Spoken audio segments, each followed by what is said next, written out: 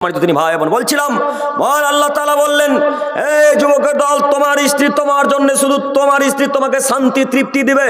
এখানে জরুরি একটি বাক্য, আজ মশামারা গ্রামে সকালবেলা যখন সবজি বিক্রেতা সবজি বিক্রয় করতে এসেছিল, তখন সবজি বিক্রেতার কাছে কে সবজি ক্রয় করতে গেছিল? কেউ বলবে না। কে গেছিল গো? আপনারা বাজার থেকে আনেন, সাগর দিঘি বাজার থেকে না?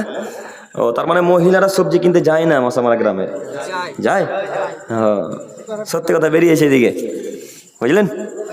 তার মানে সকালবেলা যখন সবজি বিক্রেতা সবজি বিক্রয় করতে এসেছিল, তখন আপনার স্ত্রী অথবা আপনার মা গেছিল। আচ্ছা, এবার আপনি বলুন, আপনার স্ত্রী যখন সবজিওয়ালার কাছে গেল, তখন আপনার মায়ের বুকের উপরে কাপড় ছিল? ছিল না। আপনার মায়ের পেট দেখা যাচ্ছিল, আপনার মায়ের পিঠ দেখা যাচ্ছিল, আপনার মায়ের মাথায় কাপড় ছিল না, বুকে কোনো ওড়না ছিল না। তো আপনার মাকে কি মনে করেন আমার মা এই সবজিওয়ালার জন্য ফিরি না আমার বাপের জন্যে? যে কথা বলে না, আমার সাথে একটু কথা বলতে হবে। প্রথমে বলেছি কথা বলবেন একটু। আপনারা কি মনে করেন আপনার স্ত্রী সবজিওয়ালার জন্যেও আর আমার জন্যেও, নাকি মনে করেন শুধু আপনার জন্যে?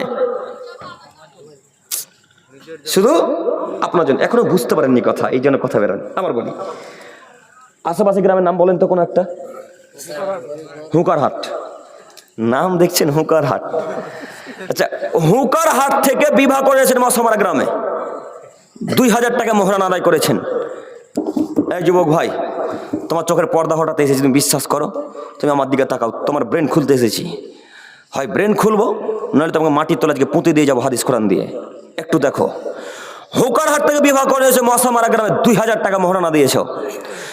2000 টাকা মোহরানা আদায় করে হুকার হাট থেকে এই মশামারা গ্রামে বিবাহ করে নিয়ে আসলে, ওই মহিলাকে টাকা দিলে তুমি, শাকসবজি কিনে দিলে তুমি, জামা পোশাক সায়া ব্লাউজ কাপড় কিনে দিলে তুমি, সব কিছু করে কিনে দিলে তুমি।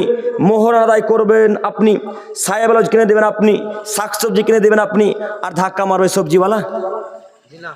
হ্যাঁ, চোখের পর্দা খুলিনি এখনো না? আমি কি কাপুরুষ? আমি মোহরানা দিব, আমি 20,000 টাকা দিব, আমি খাওয়াবো পরাবো, সায়া ব্লাউজ কাপড় কিনে দেবো, আর দেখে মজা নেবে ভ্যান চালক টোটো চালক? না, এটা তো হতে পারে না। আমার স্ত্রী, আমি আব্দুল করিম বিবাহ করেছি, আমি দেখতে পারি। আমার স্ত্রী আব্দুর রহমান, আমি বিবাহ করেছি, আমি দেখতে পারি। আপনার স্ত্রী, আপনার নাম আব্দুল জব্বার, আপনি দেখতে পারেন। আপনার সবজিওয়ালা চাচাতো ভাই, খালাতো ভাই, মামাতো ভাই, নিজের ভাই দেখতে পারে না। এরপরেও মশামারা গ্রামের কন্যাদেরকে সারা পৃথিবীর মহিলা দেখে, সারা পৃথিবীর মানুষ দেখে, সারা পৃথিবীর মাছওয়ালা দেখে, সারা পৃথিবীর সবজিওয়ালা দেখে, সারা পৃথিবীর টোটোওয়ালা দেখে। তাহলে কি আপনারা মনে করেন এতদিন তো আমরা হক আদায় করলাম, এখন অন্য গ্রামের লোক হক আদায় করুক? এটা মনে করেন কি? আমরা কেউ মনে করি না। আমরা মনে করি আমার স্ত্রী আমার জন্যে, আমি দেখব। এটা যদি হয়, তাহলে আপনার স্ত্রী বেপর্দা হয়ে ওই সবজিওয়ালার কাছে গেল কেন? আব্দুল করিম ভাই, এত যে কঠিন করে বলছেন, তো আমরা কি শাকসবজি দিয়ে ভাত খাবো না? জি, খেতে হবে। শাকসবজি দিয়েই ভাত খাওয়া লাগবে। তো শাকসবজি আপনার স্ত্রী আনতে যাবে না, কে আনতে যাবে? আপনি। আব্দুল করিম ভাই, আমরা তোর কাজের মানুষ, সবসময় তো বাড়িতে থাকি না, কোনো সময় মাঠেতে, কোনো সময় বিদেশে থাকি। তো আমার স্ত্রী এখন কি করবে? এবার আপনার স্ত্রী খুব মূল্যবান কথা বলেছে। এবার আপনার স্ত্রীকে এই ছেলেগুলোকে ভাড়া করতে হবে 5 টাকা দিয়ে। এই ছেলেগুলোকে 5 টাকা দিয়ে ভাড়া করে বলতে হবে, ভাইয়া ওই দেখো সবজিওয়ালা, ওখান থেকে আলু পটল এনে দাও তো বেটা, আমি যেতে পারি না, আমি পর্দা করবো আব্বু, আমি যেতে পারবো, তুমি এনে দাও তো আব্বু। এই ছেলেটাকে 5 টাকা দিলে এনে দিবে না? মনে হয় দেবে না। এনে দিবে না মানে আপনি আপনার ছেলেকে বিড়ি কিনতে আনতে যেতে পাঠান, আর শাকসবজি কিনতে যেতে আনতে পাঠাতে পারেন না? কথা বুঝতে পারেননি মনে হয়। বাপ বেটাকে বলছে, বেটা ওই তো মুদিখানার বেটা, দোকান বেটা, যা তো 1 মুঠা বিড়ি এনে দিত বেটা, আনে না মনে হয় মশামারা গ্রামের লোক? বাপ যদি বেটাকে বিড়ি আনতে পাঠায়, তাহলে ওই বেটা বাপের সামনে কালকে মদ খাবে, আর কোনো গ্যারেন্টি আছে? হ্যাঁ, বাপ তো তাকে শিখাচ্ছে, যা বেটা এইভাবে বিড়ি পান করতে হয়।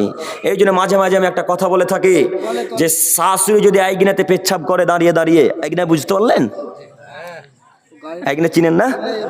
মানে আপনাদের কথা আমাদের কথা কাছাকাছি একই মনে হয়। শাশুড়ি যদি আইগিনাতে দাঁড়িয়ে দাঁড়িয়ে পেচ্ছাপ করে, আর বৌমারা যদি জানলা থেকে বাড়িতে দেখে নাই, তো পরের দিন সকালবেলায় বৌমারা আইগিনাতে ঘুরে ঘুরে পেচ্ছাপ করবে, ঘুরে ঘুরে পেচ্ছাপ করবে। তার অর্থ বুঝতে পারলেন কি? দায়িত্বশীল মানুষ যদি খারাপ কাজকর্ম করে, যারা মেন দায়িত্ব আছে তারা যদি খারাপ কাজকর্ম করে, তার আন্ডারে তার নিচে যত মানুষ আছে তার থেকে আরো খারাপ কাজ করার চেষ্টা করবে। তাই না? তা আপনি তো গার্জেন, আপনি তো আব্বু, আপনি কেন ছেলেকে বিড়ি আনতে পাঠালেন, আপনি কেন সিগারেট আনতে পাঠালেন, গুটকা আনতে পাঠালেন?